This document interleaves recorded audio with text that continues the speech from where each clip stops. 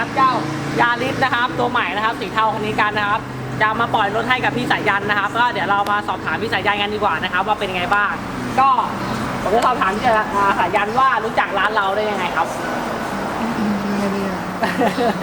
ผ่าน ก็ผ่านขับรถผ่านเห็นอยู่ อ๋อป้ายใหญ่เลย ป้ายใหญ่ดี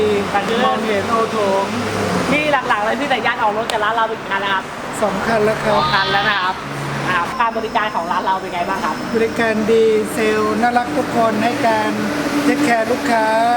ใส่ใจลูกค้าและบริการหลังการขายได้ถูกใจ ขอบคุณมากครับ แล้วก็พี่สายัน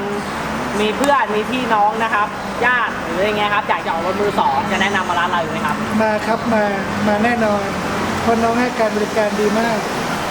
ครับผมก็ตรงนี้นะครับผมก็ต้อง